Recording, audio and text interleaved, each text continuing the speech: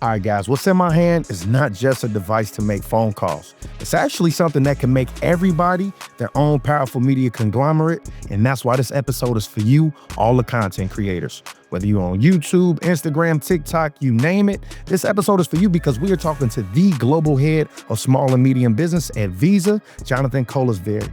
Listen, man, content creation isn't just a hobby, it is now a business. We got 70% of content creators viewing themselves as a business, and Visa actually sees that, and now they're giving them the same benefits that they would give other traditional small businesses, and that's why this episode is for you. How you doing, brother? I'm good, Ross. It's a pleasure to be here. Well, listen, man, one, a lot of love. I appreciate you. I know you are Bills Mafia. I'm, Dub Bears, Bear Down. So this is a great, hopefully I'll see you guys in the finals, right? In the Super Bowl. But this is also a great episode for me because I am a creator. And I know Visa just put out a creator report, a content creator report. Let's talk about that for a bit. What did the creator report actually find? So the monetized report got released earlier this year. Especially the launch was at Web Summit in Lisbon. But if I wind the clocks back, call it a year or so ago, we were at Web Summit Lisbon again, and our CMO, Frank Cooper, was on stage with Pharrell. And they were having a conversation about creators and influencers. And it was a really important landmark for us because Frank made the dedicated designation that creators would get the same benefits, services, products that small business owners get across the globe at Visa. And that really was a point in time for us. Since then, we've taken what I like to call a listen and learn approach. So really understanding the segment itself, becoming subject matter experts, and intimately seeing kind of like the problems that all of you face in your daily challenges with cash flow management, working capital, you name it. And so one of the things we did was establish what I call our 3 Ps: programs, partners, and then products. And so in the sense of partners, what you saw with the monetized report was working with TikTok and Morning Consult. So TikTok helped curate for us a set of global creators from the UK, UAE, US, Brazil, and Australia, all different types of segments and what they curate for content. And then Morning Consult, as a partner, helped us with the research and analysis that was the monetized report. Your question was around key findings. The first is of the respondents, which was well over 1,000, almost 2/3 of them, if not closer to 70%, had actually indicated that they viewed themselves as entrepreneurs, true business owners. So what before was this idea that creators is anybody with a cell phone that's just a consumer, is the truth is they've been turning that passion into profit. The second step that leads me to is more than 88% of them expect their revenue to go up in the next year. And to me, the key result of that is they have now found the unlock on monetization. What before was this argument like, can this segment really be profitable, right? Can financial services, help them? The truth is they can, and they're continuing to grow. And then the third and final one is just the fact that more than quarters of them, about 76%, don't view this as a side gig, and they do not think that they need to go get a traditional job anymore. And I think that comes with the fact that they have this huge support network from their friends, family, and just their entire community that is rooting for them to be successful. There's no ifs, ands, or buts about it, right? The content creator is the new sexy job, right? I think kids are saying, okay, do I want to go to school and be a doctor, or do I want to be a YouTuber, right? Can I just literally pull out my phone and talk as I'm making different recipes? Like, at the end of the day, a lot of this stuff is lucrative. But another thing is that I've been seeing is that less than 10% of content creators are making over $100,000, right? And so when you guys are working with content creators and actually underwriting them, obviously there's irregularity with those, 1099s, right? You might get paid here, then it might be net 90. You're not getting that W-2 paid every 2 weeks. Like, what are some of the things you guys are putting in place to try to underwrite them the same way you are underwriting a small business from a cash flow standpoint? It's a great question. I'll start by saying I agree with you that the content creator is like the next gen entrepreneur of the digital economy. What was like storefront brick and mortar to e-com now even moves to like agentic commerce. And we see the content creators are at the forefront of that with how they're adopting technology and what they're using it for. We also tend to see that this idea between Personal right finances and business finances tend to be conflated. And so some of the research that came out of our monetized report had actually indicated that of the respondents, 62% were using their personal accounts to run their business. The crazier stat that we found was another 41% actually opened a dedicated second personal account versus only 15% opened a business account. Now, the reason why I bring those stats up gets to your question around underwriting. So, we as Visa don't underwrite. Our issuer network does. And so we enable our issuers, meaning the financial services providers, whether that's a bank, an independent or integrated software vendor, or an enabler in the network, to work with Ross, right, to underwrite him for a working capital or credit card product. But what we've seen is that certain issuers within our network, Carrot Financial being one of them, they're a leading fintech that has been working with Visa since 2019.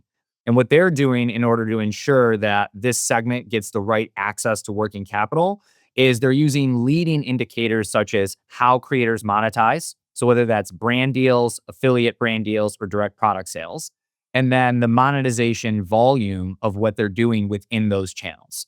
And so by taking those and weaving them into the underwriting criteria, they're producing a score that's more effective for this segment versus what traditional, more static underwriting themes have been in the past. As I sit, right, you are in a seat where you control the data, you are able to understand the data. And so when you talk about some of the numbers that were in your report saying, the vast majority of people are saying, hey, I am a full-time entrepreneur. I don't need to get a second job. And he said over 80% believe they're going to make more money the next year.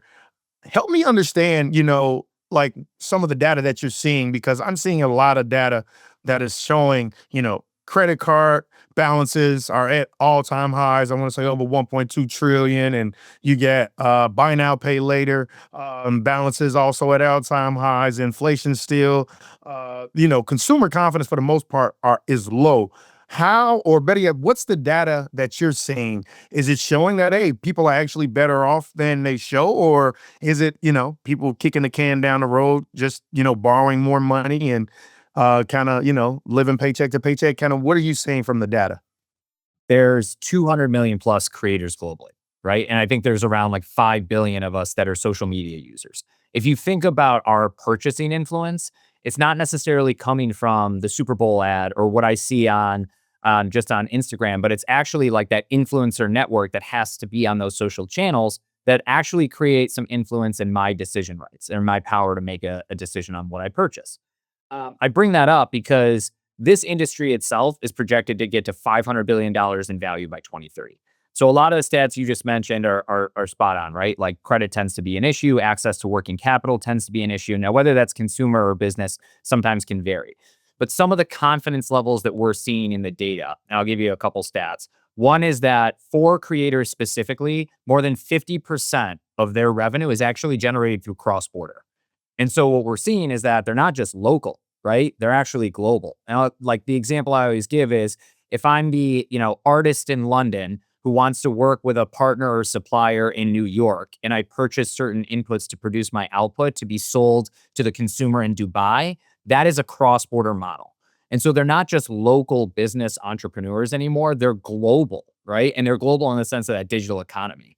The two other points I just make that are more related to your, what I would say, reference of like the challenges we see and what we think we can help provide for both our issuer network, but creators directly, is the fact that they have two major pain points that came out of our research. The first, and over a third of them said that this was critically important, was payment flexibility.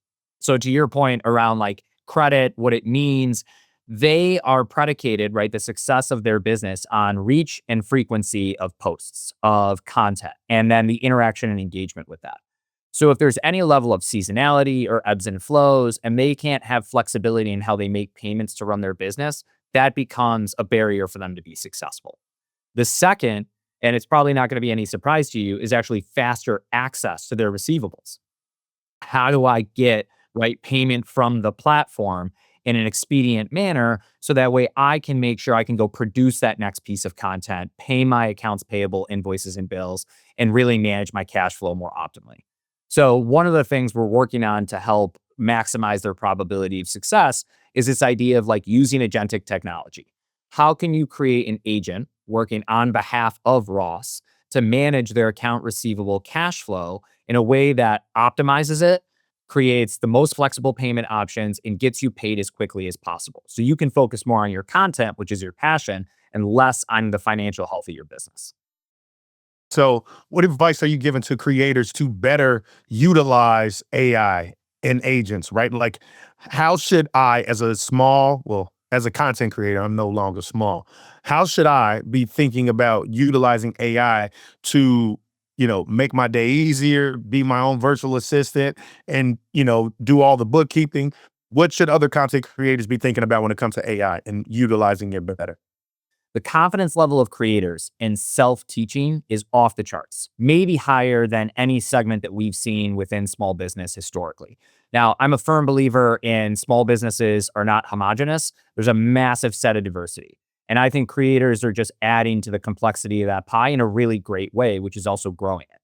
The reason I bring that up is because while they're self-taught on a bunch of things like how to create the best content, where and when to post, one of the things we saw was their confidence level in financial services and business strategy was a little bit lower.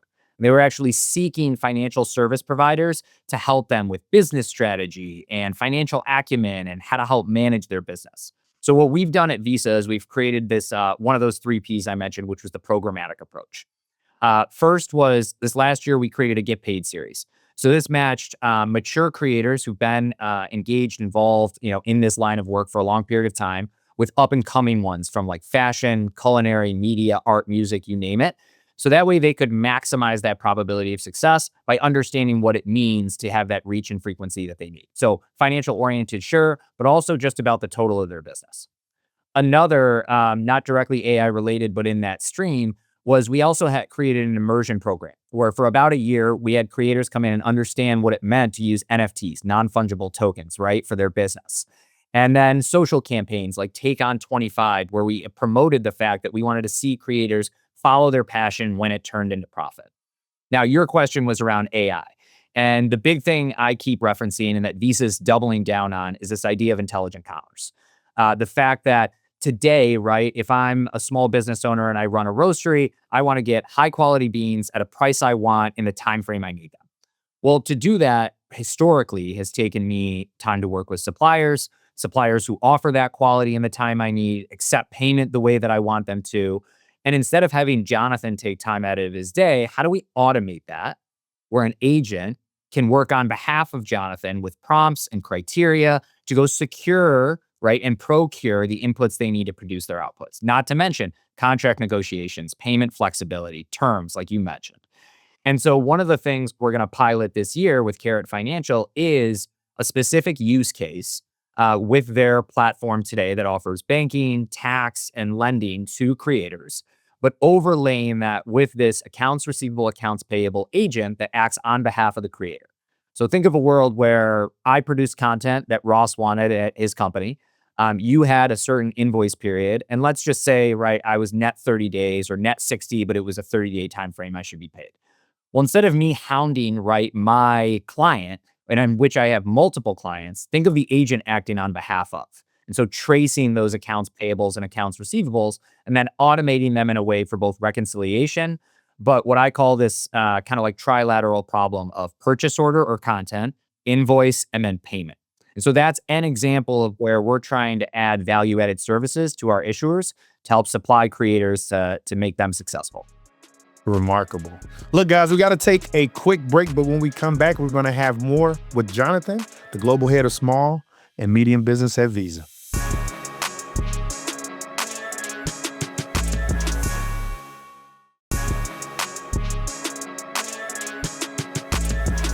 Welcome back to Financial Freestyle. We're talking with the global head of small and medium business at Visa. And look, I'm a content creator, and now content creators are viewed as small businesses, medium businesses, entrepreneurs. And I always had a question, right? Because I do believe in OPM, right? Utilizing other people's money, but only for the benefit of growing your business to make more money, right? I love borrowing money to make more money. How are content creators, doing that, right? When it comes to, working with Visa, how are you seeing content creators saying, okay, let me borrow money? Is it to fill a gap meaning they don't get paid for 3 months, or kind of are they borrowing to actually put more money into their business? Kind of what are you seeing? When you go from entry level or what we call like solopreneur content creator to mid level, and then what we're actually calling, which is like the modern day entertainer, right? Which is the massive like MKBHDs, like Kobby Lames, Mr. Beast, you name it. To me, one of the huge reasons they need this infusion of capital is scalability. It's just simply like frequency of content, sometimes travel, right? Not just being a travel content creator, but traveling to different locations in order to produce your content as well, meeting different people, bringing content creators into your content itself. The other is honestly creating their outputs. So I mentioned earlier the mass diversity when it comes to small business, and we totally believe that there's heterogeneity with it. In content creators too, whether it's again like music, art, fashion, culinary, you name it, some of those do have heavy requirements in order to produce outputs. Not indifferent to the production company that had a brick and mortar store that was distributing toys or bicycles. And so what we see is some of it's for supply chain purchases, right? I need X amount of materials in order to produce the fashion icon symbol that I want to start creating and then sharing and selling.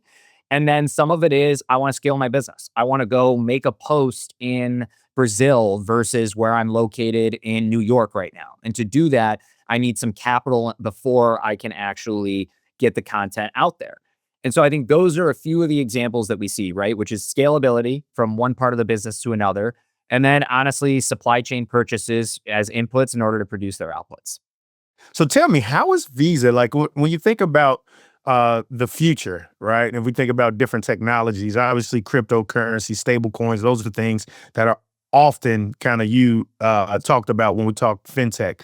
How's Visa thinking about either crypto or stable coins? A second part of the reason we were at Web Summit was Mark Nelson, who's our chief product officer for commercial money movement and solutions, made an announcement about stablecoin, specifically how Visa was going to play a role piloting with partners and the ecosystem to leverage stablecoin for payouts, especially to creators. And so if you think about that example I gave where one creator is in a country buying supplies from another, selling to another, and then wanting to get paid, some of these creators are in markets where currencies can be volatile. And so stablecoin helps provide a, no pun intended, stable, right, risk mitigated on currency level payout that allows the creator to get paid in a timely fashion, a secure fashion, but also in a currency that they know that they can trust with all the volatility that's going on. And so I'd say between the agentic play on that I mentioned earlier and the stablecoin payouts, those are two primary use cases we're pursuing and trying to pressure test with what we know is a segment that frankly is going to benefit from it greatly. And then the idea is we take that work and we actually transcend it to other business segments. And so the one thing that was in my remit and still continues to be is creator is a segment, but there are multiple segments and verticals we serve at Visa on behalf of our issuers and enablers, whether that's agribusiness, construction, medical. And we think this technology can transcend to certain use cases in those industry types as well. That's epic. So, once again, you see all the data, right? And I think that, especially over COVID, we saw a rise in, people getting side hustles, people starting to make more content. And I think you have the number that there are 200 million creators or something like that. Like, where do you see that going in the next 5 years or so? So I think the industry is going to just continue to grow, both the valuation of the industry, but anybody with a smartphone today can be a creator. And I think what you're going to see is a little bit actually, Ross, of what you said, right? Is youth are now being put in the position where they don't look at traditional jobs like finance or marketing or you name it. They look at how do I become a content creator, a gamer, right? How do I put myself in a position to be this influencer? So I think what you're going to see is this continued evolution of opportunity and then a monetization of that opportunity as well. One of the things that we ran as a body of research this last year, tangentially related to creator, was our next gen research, which followed like Gen Z and millennials, especially post COVID, and preferences when it came to, how they work with like financial services. And you'd be amazed, like a lot of them want to consume things digitally. They're willing to try new tools and resources. When they want to have a real, meaningful, serious conversation about finance, though, they want to talk to somebody. And so the human element, what was post COVID that we thought was going to be totally digital, is now hybrid. right? And there's moments where I want everything at my fingertips on my phone. There's also moments where when serious, impactful decisions about my business come up, I want to talk to a trusted advisor, which is why I think the financial services system is also going to continue to evolve to benefit those segments. I see that for sure, right? People need to talk to people. People need advice. Where's Visa headed next, right? As we continue to think about supporting small, medium businesses, where's Visa headed? Yeah, so we talked about a lot of it today, which I'm so grateful for being here and chatting with you about. I think the biggest thing for us is understanding the profile of businesses globally. And so I have this huge benefit of being in a global role. So I get to travel around the world to India, Singapore, Mexico, you name it, and see all types of businesses of all shapes and sizes. Some of those markets and regions and countries are cash rich in the sense that they're making this migration from cash to digital payments. Some of them, right, are super advanced in how they view digital payments and how they leverage and use them. For us at Visa, the biggest thing is listening to our customers, understanding the challenges they face with their end users and how they benefit them. And honestly, then working with both the private and public sectors. So like our financial services providers, our enablers, you name it, but also like government entities. We often hear that small business and medium business is the backbone of economies. And the truth is that's correct. So what we at Visa are trying to do is make sure that we uplift everyone to be the best way to pay and get paid. And a large part of that is not just on the issuance side of credit and debit and you name it, but also the acceptance side. How are we enabling small businesses to accept digital payments in ways that maybe they haven't in the past or have had barriers to entry of? Okay. Last question, right? I just saw the other day that the last ever penny was sold for over $16 million, right? And I think during COVID, people didn't want to touch money. So we went cashless for quite some time, right? And my question is, in the future, do you feel as though there ever be a time where fiat currency is kind of extinct, right? We go full cashless. I think there absolutely could be. I think the world continues to evolve and change in the sense of how we carry capital and money versus also how we expect to receive it. And the reason why I bring it up that way is a large part of the work that we do at Visa and a huge part of a reason why our brand has been so trusted in the legacy of our company is risk, security, and trust with the Visa platform and network. And what I mean by that is the fact that when money travels from point A to point B, you want to make sure you get it in a timely manner, in a secure way where risk and fraud are mitigated and delivered to you in the format that you want. I don't carry a cash on me in most instances, right? I am using my Visa credentials. I am using our Visa products that are enabled through the issuers that I work with. And frankly, like I've even been talking to my kids who are young, but want to understand like how we pay for things and what it means. And so I'm not entirely surprised by that number that it was sold for. I'm also not entirely surprised that it was the last printed one. So I do think there's a world that we get to an ever evolving and maybe end state where it is a digital economy powered by digital payments. That's it, man. That's powerful. Well, that's it, ladies and gentlemen. I want to thank Johnathan for coming on the show. This was, like I said, action-packed. I learned a ton. And to all the content creators, make sure you watch this episode again. Like, subscribe, share it with your auntie and your cousin. And this is it for Financial Freestyle here on Yahoo Finance. I'm your host, Ross Matt. We'll see you next week. This content was not intended to be financial advice and should not be used as a substitute for professional financial services.